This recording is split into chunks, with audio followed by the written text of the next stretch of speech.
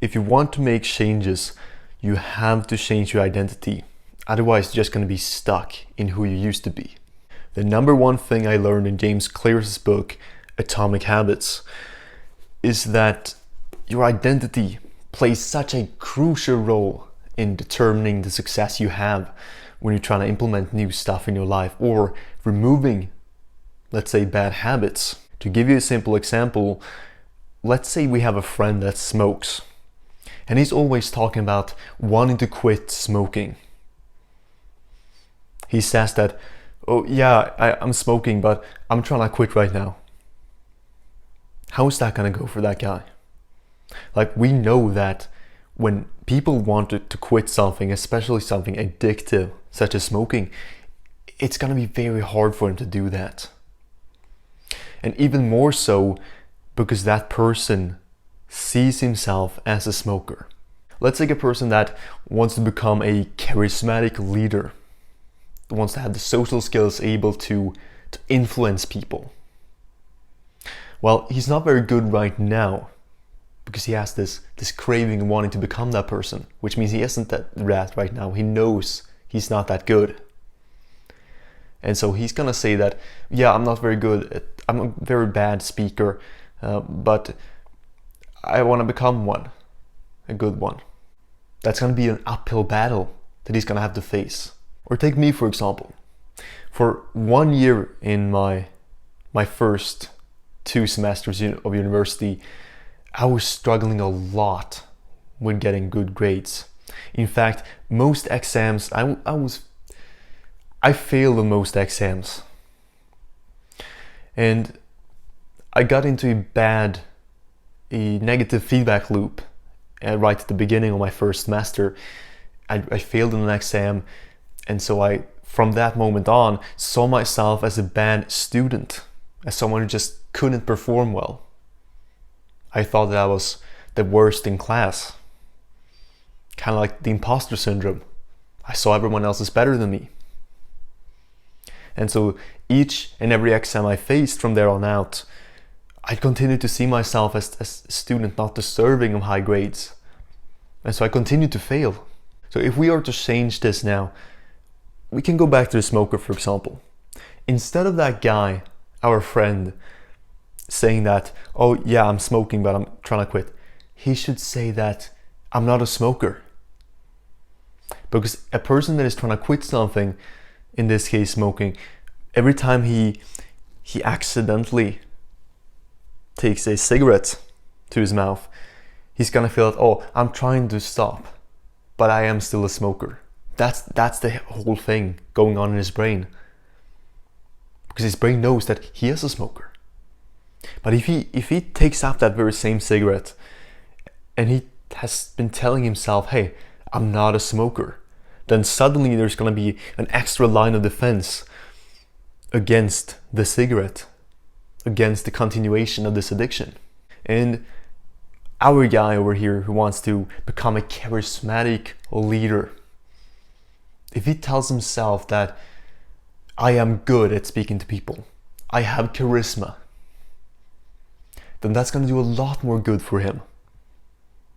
That's going to increase his chances of actually succeeding.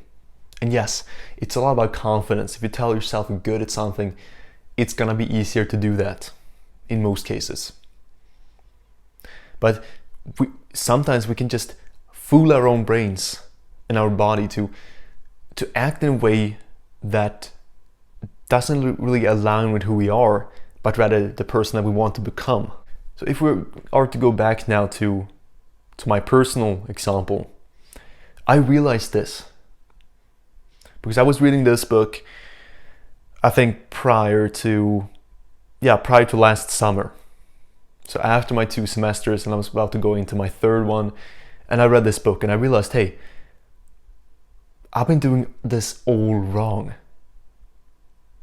What do I have to earn by viewing myself as a terrible student? Like, this identity I have, it's not gonna help me out whatsoever. And so I got rid of that identity.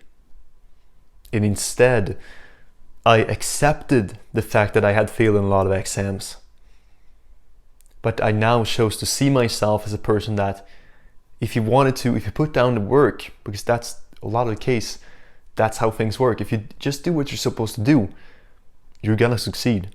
And that's what I told myself. Hey, I just need to do my hours of studies per day, and I'm gonna get the results I want. I am a great student. I just need to put down the work. And so I did. And so this past semester, the fall semester, it went a lot better, because I came in not with this imposter syndrome like mindset of, oh, I'm so terrible, everyone else is so much better than me, but instead with this confidence of, hey, I can be a good student, I can pass the exams on the first try, I can even get decent grades on them. And that I got. I had it a lot easier with my studies, because my whole mindset had shifted. It's also very easy to fall into the trap of you have a bad morning, there are some things you fail on, perhaps you had a bad night of sleep, and then you wake up, everything's so negative, and just end up in this negative feedback loop of everything goes bad for you, and you think that, oh, what a terrible day, and I can't do my studies, and I was trying to talk to people, but it's not natural, and I was trying to sit down and read this book, I couldn't do it. It's so easy to fall into this negative, but you must break out of that and think that, yeah, I may have had a bad night of sleep, but I'm gonna do something good out of this.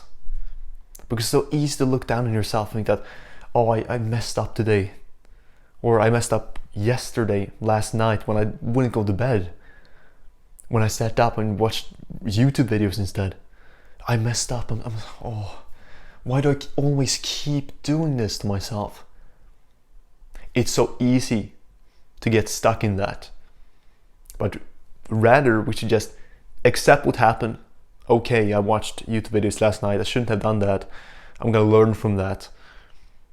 And see it as, that doesn't have to affect me today. I'm not a person that gets affected by it. And so you move on. You can also create this positive identity of yourself. When you get stuck in those negative feedback loops, just break out of it. Hey, I'm a positive person. I can turn things around. That's who I am. In case you have been struggling with your identity, you've been hard on yourself, try this method.